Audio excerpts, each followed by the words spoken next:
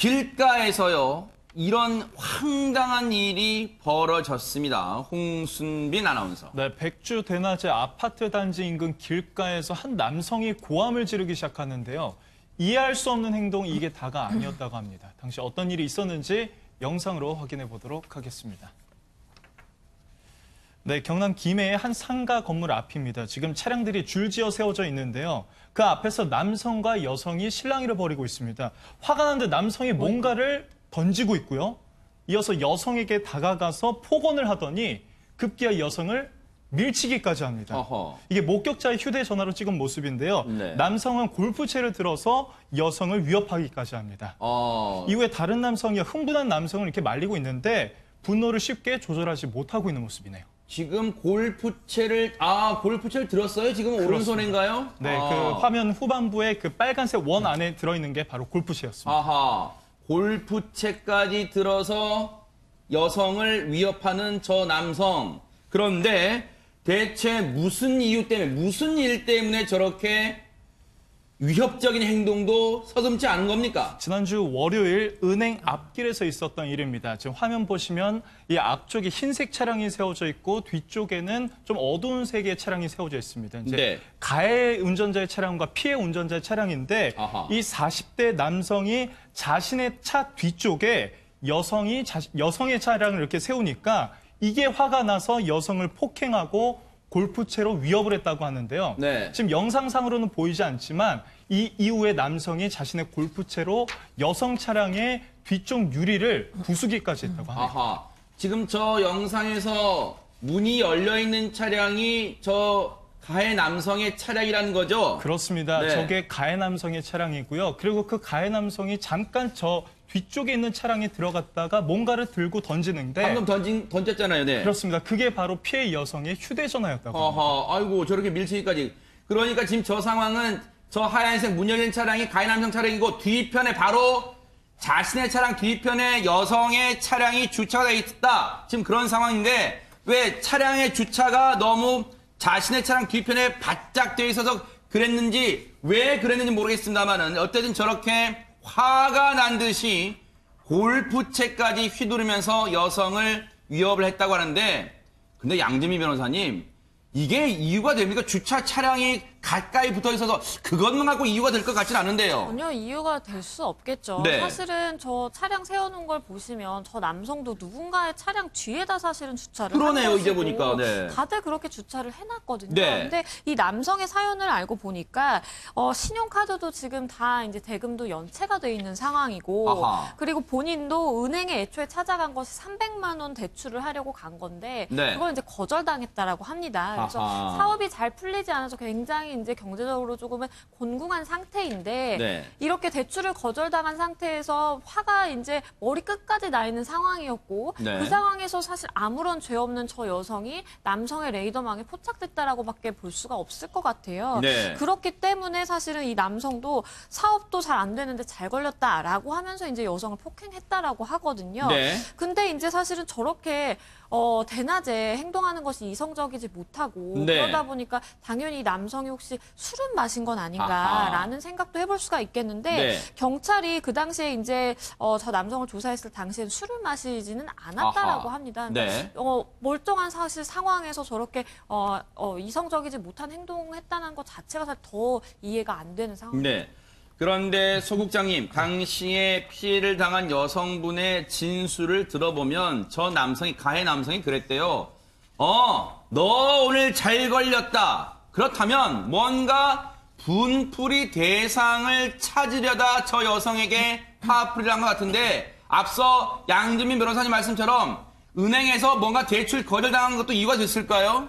그게 뭐 직접적인 이유가 됐던 것 같습니다. 아하, 네. 이제 대출을 받으려고 갔는데 한 300만 원 정도 대출 받고 싶었던 모양인데 네. 이게 이제 은행 직원이 검색해보고 하니까 신용카드가 연체돼 있는 거죠. 아하. 이런 상태에서는 대출이 안 됩니다. 뭐 네. 그래서 어떻게 좀 방법이 없겠으니까 뭐 이렇게 했겠죠. 네. 했는데 결과적으로 안 됐습니다. 아하. 안 되고 딱 은행문을 나오면서 보니까 자기 차 뒤에 이 여성이 차를 이제 주차를 막 하고 있었던 거죠. 네. 차가 주차하는 것 자체는 아무 문제가 없습니다. 그러니까요. 그런 다 정도 저렇게 했잖아요, 지금. 그렇습니다. 네. 그렇게 했고 그런 정도 공간이 있고 또 이 네. 남성의 차를 뭐 건드리거나 그런 것도 아니에요. 아하. 그냥 자연스럽게 주차를 한 건데 네. 이 은행에서 대출이 안 된다는 소리를 듣고 나오던 이 남성이 뭔가 이제 분노 조절 장애가 있는 거죠. 이게 네. 순간적으로 사업도 안 되는데 너 잘 걸렸다. 아이고. 이러면서 이제 분풀이를 이 여성한테 쏟아낸 뭐 그런 사건입니다. 그야말로 종로에서 뺨 맞고 한강에 화풀이한 격인데 그런데 앞서 영상 보면 홍수민 아나운서 네. 그 여성 피해 여성의 휴대전화를 집어던졌잖아요. 그건 왜 그랬을까요? 그러니까 이런 분노를 계속 풀지 못하고 있었던 것 같습니다. 지금 보시면 여성을 위협하고 밀치고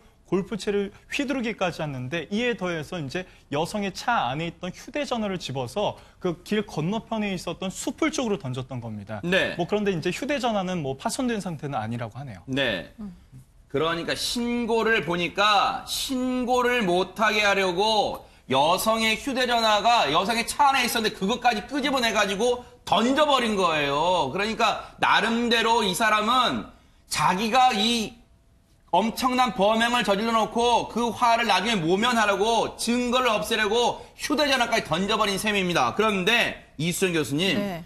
만약에요, 그 주변 보면 옆에서 말려주시던 분, 그리고 이걸 상황을 찍어주시던 분, 이분들이 안 계셨으면 저 여성은 더 큰 피해를 당하실 수도 있을 것 같아요. 지금 충분히 이제 폭행이 진행될 뻔한 상황인 거죠. 그러니까요. 그런데 이제 말리는 사람이 있어가지고 결국은 저 정도에서 멈췄는데 사실은 이 묻지마 폭행 같은 경우에 대부분 85% 정도가 그 피해자의 성별이 여성입니다. 그러니까 만만한 대상을 찾을 정도로 굉장히 합리적 선택을 할 수 있고 하하. 지금 또 핸드폰을 숲을 쪽으로 던지잖아요. 증거물을 없애기 위해서. 그렇기 때문에 저런 것들 굉장히 합리적 선택인 거죠. 하하. 근데 이제 저런 사람들에게 이제 많은 사람들이 분노 조절 장애 이렇게 네. 장애자를 붙이게 되면 네. 그때부터 마치 우발적으로 뭐 어쩔 수 없는 이런 상황인 것처럼 오인을 하게 되는데 아하. 사실상 내용을 보면 굉장히 합리적 선택입니다. 네. 분풀이 대상을 찾았는데 아하. 때마침 걸린 게 저 여성이다 보니 네. 너 한번 당해봐라 이런 얘기까지 심지어 했다는 거잖아요. 네. 엄벌에 처해 마땅합니다. 그러니까요. 그나마 뭐랄까요, 천만다행인 것은 저 골프채로 저 남성이 저 여성에게 더 큰 상해를 입히지 않은 게 그나마 천만다행이라는 생각도 드는데 어쨌든 최명기 원장님, 저 피해 여성분은요 정신적 충격이 이만저만하지 않을 것 같습니다. 첫째로 이제 이유를 납득할 수 없는 폭행을 당한 그러니까요. 거고요. 그 이유를 납득할 수 있느냐 아니냐 차이가 크거든요. 네. 두 번째는 예상할 수 없는 상황에다 이제 백주대낮에 당한 거거든요. 아하. 근데 아마 제 생각에 저 여성은 또 이거 수습해야 되거든요. 본인이 자동차도 고쳐야 되고 저 피해 대상인 자동차를 갖다 또 운행할 때마다 생각이 날 거고요. 그런 다음에 휴대전화도 우리가 보기에는 개통은 된다 그러지만 아마 저 휴대전화를 갖다 계속 사용하지 못할 거예요. 네. 그런 모든 수습 과정 중에서 스트레스가 가중되고요. 네. 그러나 저는 무엇보다 더 저 여성이 두려워하고 있는 거는 저 남성이 현재 구속된 상태라면 모르겠지만 구속이 안 된 상태라고 가정했을 때는 언제 어디서 마주쳐서 자기가 또 제2의 폭행의 대상이 되지 않을까 하는 공포심 때문에 아마 밖에 나서기도 두려울 거예요.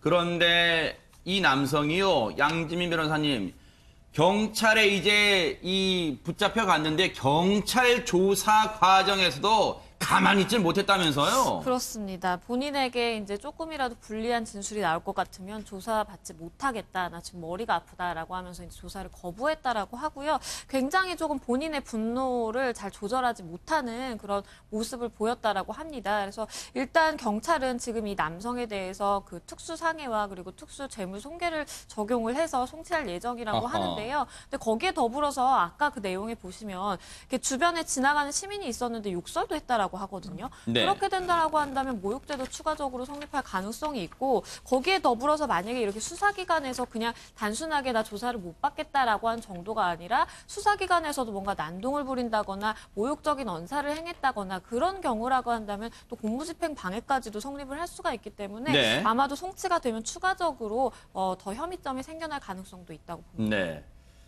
어쨌든요, 저렇게 무지막지한 일을 대낮에 할 수 있다는 게 너무 가슴 철렁하고요. 안전한, 시민들이 안전한 사회가 아직까지는 멀게 느껴집니다. 안타깝습니다.